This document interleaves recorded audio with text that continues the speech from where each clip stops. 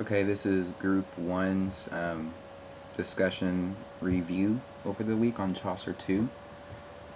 First off, on part 1, talking about the wife's philosophy on marriage, we were pretty much unanimous that she wanted to be in control 100% of the time of all aspects of the household, and she uses several biblical examples about this, specifically about marrying multiple times, talking about Solomon having concubines, Jacob and Abraham being pious people but having more than one wife, and also using the Samaritan at the well as a biblical example of that. She also uses the logic that God would not have given mankind genitalia if he did not intend for them to use them for sexual purposes. And then moving on to the detail about the husbands. The wife, for the first three, she said that they were good to her. They were old, they were rich, they came from higher lines in society. And so they were good to her, but they couldn't please her in the bedroom. But they did take care of her every want, her every need, monetarily, financially, things like that. The last two were younger, so they were able to please her better in the department where the old men couldn't. But they tried to be more controlling of her. The older men were very passive, and the younger men, the last two husbands, they weren't. In fact, her fifth husband, Janikin, he actually beat her, but she still loved him. He was the only one that she married for love. So that was how she goes into detail about the husbands. And we were kind of split half and half on whether or not she was a feminist or just enforcing negative stereotypes.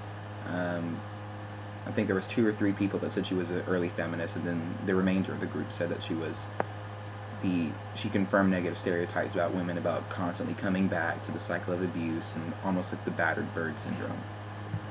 Moving on to part 2, starting with the question 1 about summarizing the story that she told in The Wife of Bath's Tale.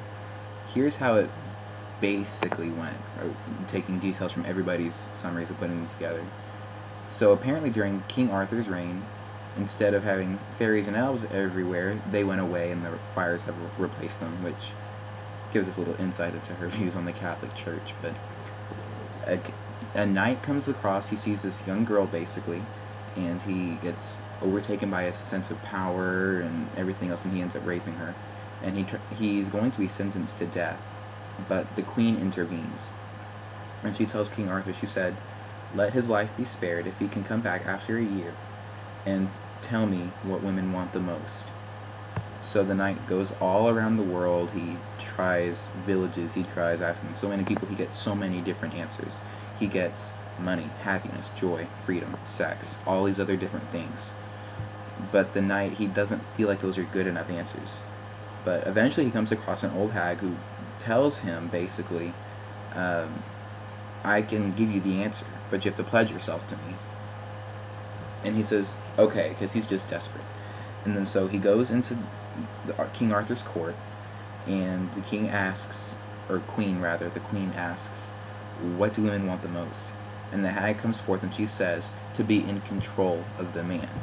This receives unanimous approval, so his life is spared. And then the hag holds the knight to his word, and they get married. And when they are consummating the marriage, she asks him why he's so down and depressed, and he says, well, it's because I have such a lowly and ugly wife.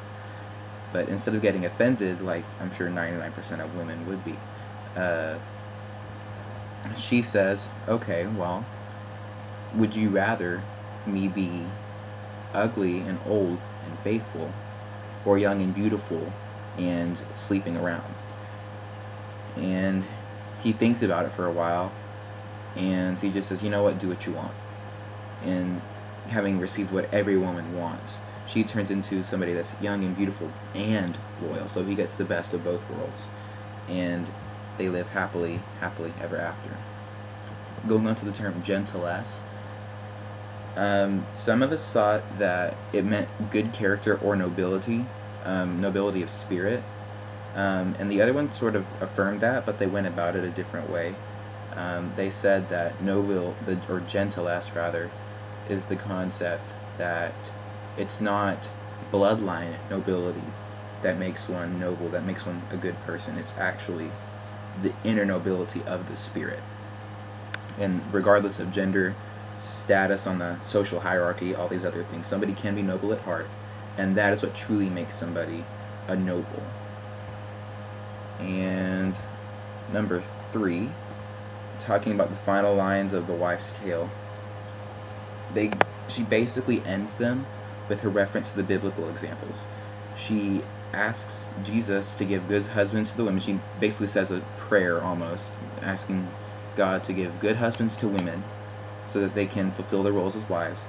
And then she reviews the relationship between the sexes as one in which the woman should control everything and the man should allow her to do so, since she is the source of life and all this other stuff. So that's basically how she ends her tale, is by using her biblical examples to once again reaffirm her philosophy of marriage. And again, for the last part of number 2, we were kind of torn. Some people thought that she just reinforced negative stereotypes of women, always wanting to be a controlled man to get one up. But others thought that probably it was half and half again, that the wife was an early feminist who wouldn't stop until she had what she felt like she deserved. And that is basically it. I think, actually that's all of our discussion board posting.